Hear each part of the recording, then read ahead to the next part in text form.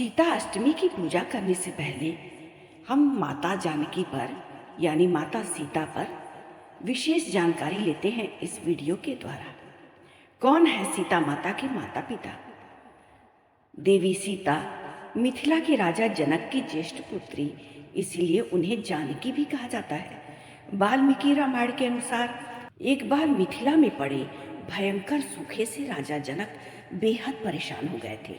तब इस समस्या से छुटकारा पाने के लिए उन्हें एक ऋषि ने यज्ञ करने और धरती पर हल चलाने का सुझाव दिया। उस ऋषि के सुझाव पर राजा जनक ने यज्ञ करवाया और उसके बाद राजा जनक ने धरती पर हल चलाया। तभी उन्हें धरती में से सोने की डलिया में मिट्टी में लिपटी हुई एक सुंदर कन्या मिली। उस कन्या को हाथों में लेकर के राजा जनक ने उसे सीता नाम दिया। मिथिला में हल का नाम सीता होता है, इसलिए राजा जनक ने अपनी पुत्री का नाम सीता रखा। यह रहस्य आज भी बरकरार है कि सीता के माता पिता कौन थे। जैसा कि हम सब जानते हैं कि स्वयंवर के द्वारा राजा रामचंद्र जी को सीता जी ने अपने पति के रूप में स्वीकार किया था। यह बहुत ही आश्चर्य है कि वनवास श्री राम को मिला, लेकिन माता सीता भी उनके साथ महलों के सारे सुख धन और वैभव को छोड़कर के चल दी, सिर्फ इसीलिए कि उन्हें अपने पतिव्रत धर्म को निभाना था। इसीलिए भी कि उन्होंने 7 वचन साथ में पढ़े थे। उस काल में वन बहुत ही भयानक हुआ करता था, वहाँ रहना बहुत कठिन था, लेकिन माता सीता ने राम जी के साथ रहना स्वीकार किया। निश्चित ही पत्नी को अपने पति का हर कदम पर साथ जरूर देना चाहिए, उसी तरह पति को भी देना चाहिए। पति पत्नी तभी तो सुख दुख के साथी कहे जाते हैं। कोई महिला अगर अपने पति के दुख में दुखी और सुखी नहीं होती है हृदय से, तो वह रिश्ता रिश्ता नहीं होता है। आदर्श और उत्तम दाम्पत्य जीवन शिव जी पार्वती जी की तरह और राम सीता जी की तरह होता है। तभी तो सभी लोग सीता माता को श्रेष्ठ गृहिणी के तरह से रख करके सुगृहिणी को आशीर्वाद स्वरूप देते हैं। हमेशा उदाहरण में यह कहा जाता है कि उनकी पत्नी या उनके घर की बहू सीता माता की तरह है। माता सीता सिर्फ गृहिणी की तरह ही काम नहीं करती थी, बल्कि वो प्रभु श्री राम के हर कार्य में हाथ बटाती थी। इस तरह वे एक कामकाजी महिला भी थी। जहाँ श्री राम जी वन में रुकते थे, वहाँ 3 लोगों के रहने की कुटिया बनती थी और खुद के कपड़े बनते थे। जलाने के लिए लकड़ियाँ इकट्ठी होती थी और वन से कंदमूल फल तोड़ करके लाया जाता था, जिसको सीता माता एक सुगृहिणी की तरह से अपनी कुटिया को साफ सुथरा करना, कंदमूल फल को पकाना, बनाना, खिलाना, पति का सेवा, सब कुछ उस तरह से करती थी जैसे एक सुगृहिणी करती है। माता सीता का जब रावण ने अपहरण कर लिया और उन्हें अशोक वाटिका में रखा, तब इस कठिन परिस्थिति में उन्होंने शील, सहनशीलता, साहस और धर्म का पालन किया। इस दौरान रावण ने उन्हें साम दाम दंड भेद सब कुछ दिखा करके, डरा करके झुकाने का प्रयास किया, लेकिन माता सीता नहीं झुकी, क्योंकि उनको रावण की ताकत और वैभव के आगे अपने पति श्री राम और उनकी शक्ति पर पूरा विश्वास था। लंका के अधिपति रावण ने अपहरण करके 2 वर्ष तक माता सीता को अपनी कैद में रखा। इस कैद में माता सीता एक वाटिका की गुफा में राक्षसियों के पहरे में रहती थी। हनुमान जी जब लंका में अशोक वाटिका में पहुंचे, तो वो भगवान श्री राम की जो अंगूठी लाए थे वो सीता माता को दिए। सीता माता बहुत खुश हुई। उन्होंने अपने कष्ट को व्यक्त किया और आशंका और निराशा भी जताई कि इतना विलंब कैसे हो गया है राम जी के आने में। नाथ कहीं हमें भूल तो नहीं गए हैं। सीता के मन की ऐसी स्थिति जानकर हनुमान जी ने कहा कि राम को आने में थोड़ा विलंब हो रहा है माता। यदि आपको लग रहा है कि वे समुद्र पार कर पाएंगे या नहीं, तो मैं आज ही आपको लेकर के राम जी के पास चलता हूँ। हनुमान जी ने उन्हें अपनी शक्ति का भरोसा और परिचय दिया। सीता जी हनुमान जी की शक्ति को देख करके आश्वस्त हो गईं और समझ चुकी थी कि वानर तत्क्षण ही मुझे राम जी के पास ले जा सकते हैं। इसके बाद भी सीता जी ने कहा कि राम जी के प्रति जो मेरा समर्पण है, जो मेरा संपूर्ण त्याग है, मेरा पतिव्रता धर्म है, उसको मैं त्याग करके कभी भी किसी और के साथ नहीं जा सकती।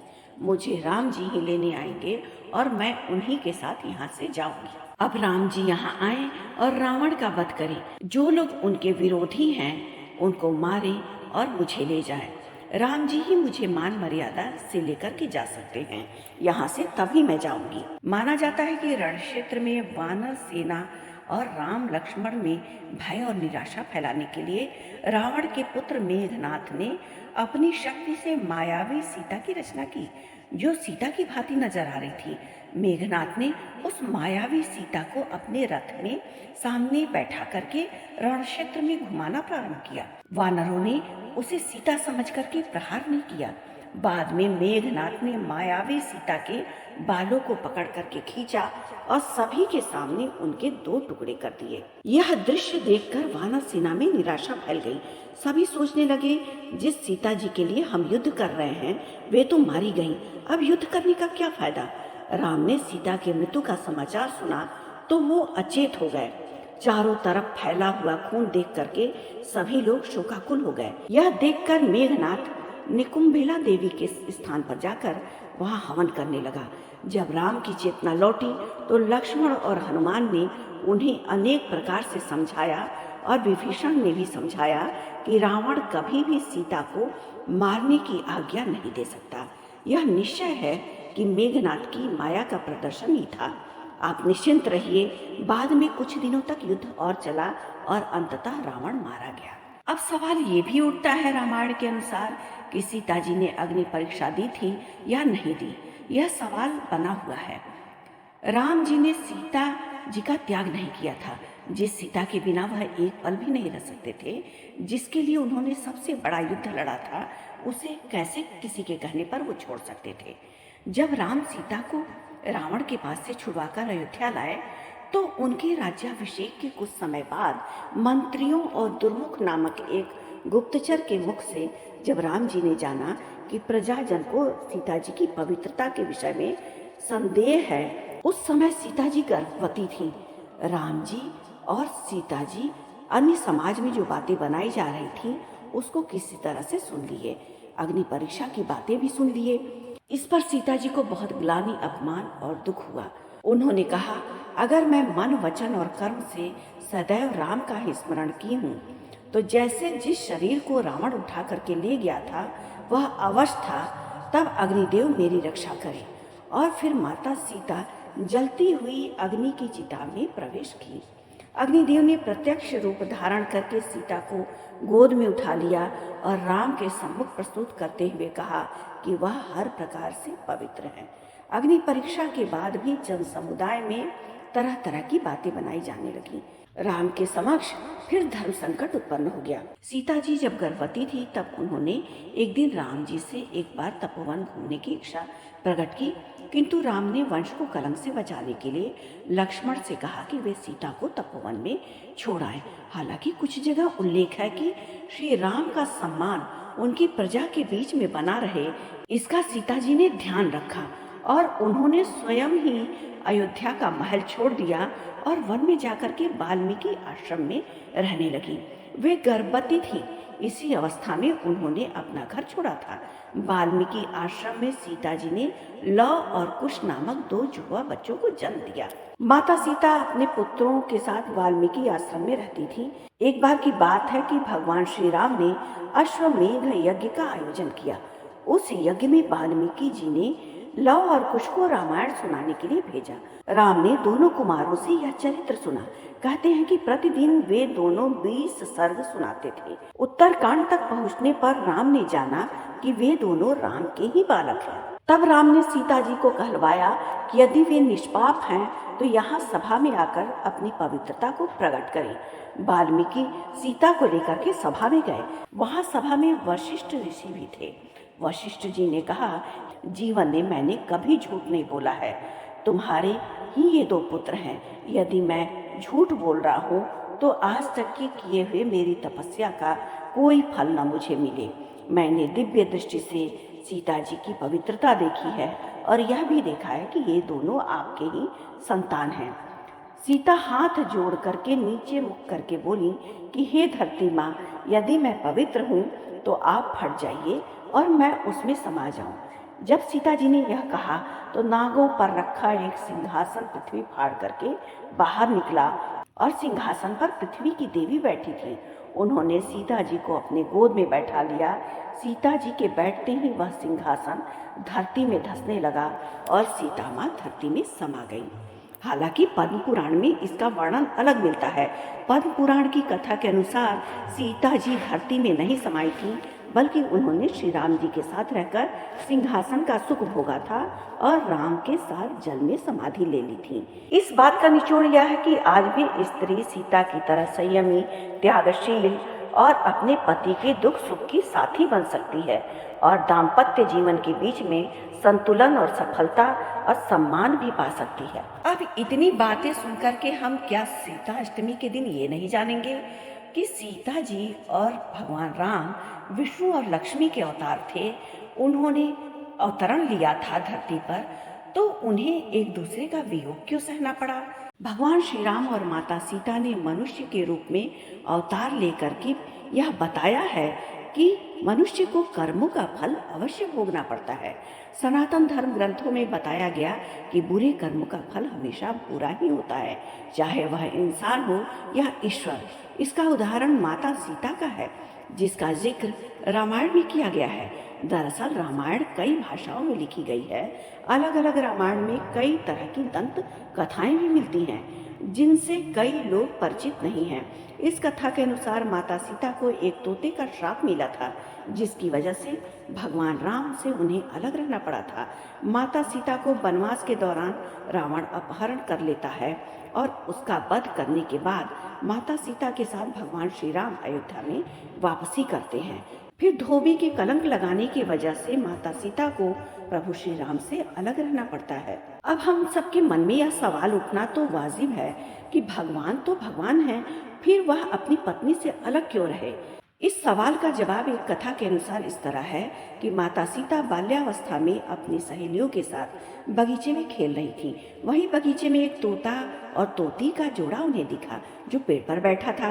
तोता का जोड़ा भगवान राम और माता सीता के बारे में बातें कर रहा था। उनकी बातों को सुनकर माता का ध्यान उन पर गया। मादा तोता बोल रहा था कि अयोध्या के राजकुमार राम काफी प्रतापी राजा होंगे, उनसे माता सीता का विवाह होगा। तोते के मुख से भावी पति का नाम सुनकर माता सीता अचंभित हो गई।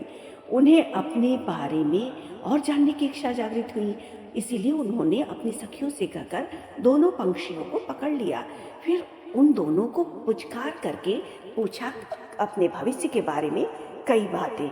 तब पंछियों ने बताया कि इससे पहले हम महर्षि वाल्मीकि के आश्रम में रहते थे, जहाँ हर रोज राम और सीता के जीवन के बारे में बताया जाता है।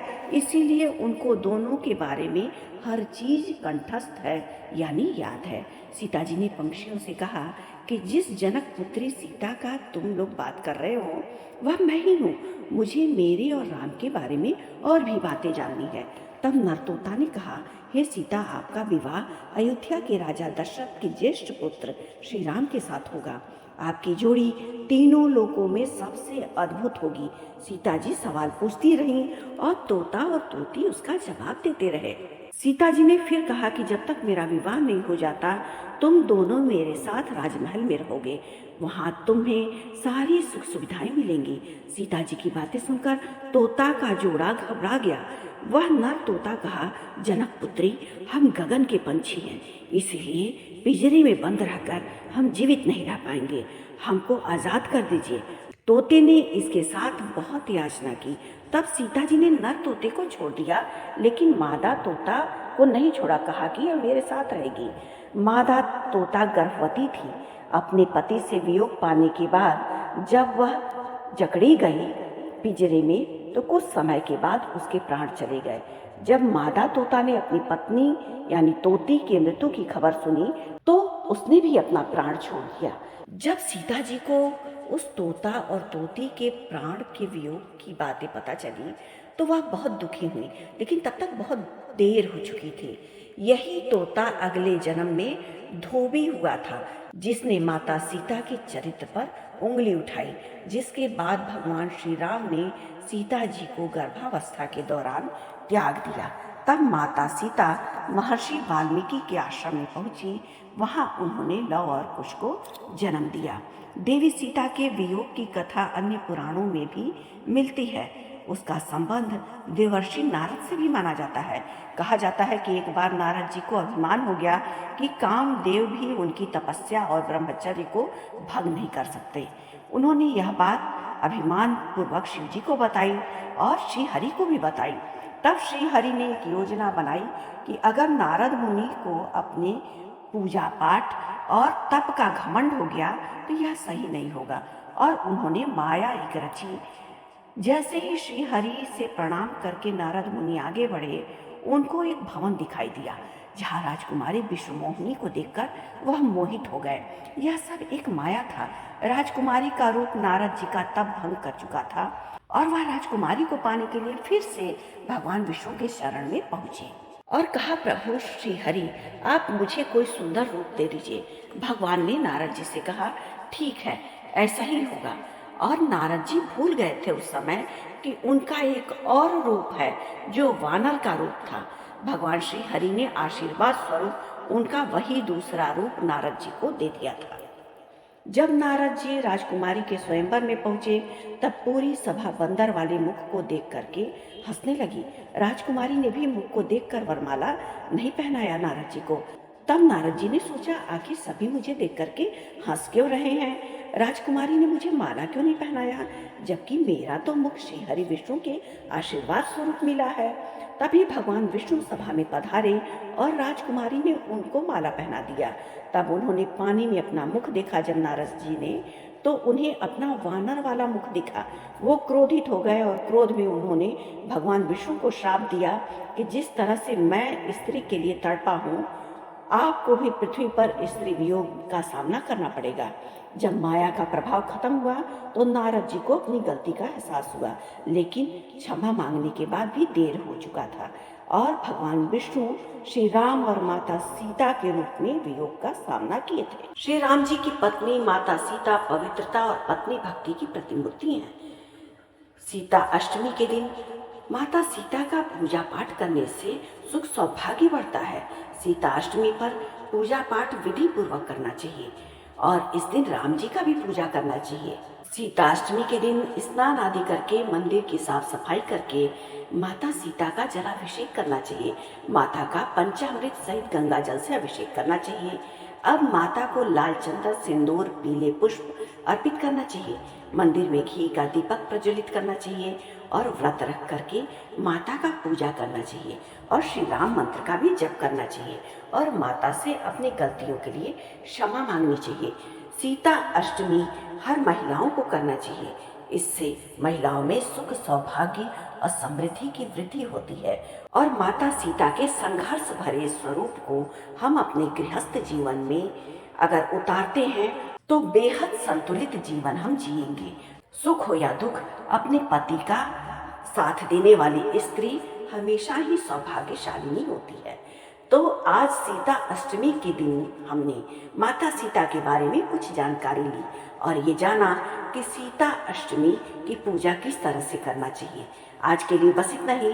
अगर आपको हमारा वीडियो पसंद आया हो तो हमारे वीडियो को लाइक करना ना भूलें और हमारे चैनल को सब्सक्राइब करना बिल्कुल भी ना भूलें। धन्यवाद।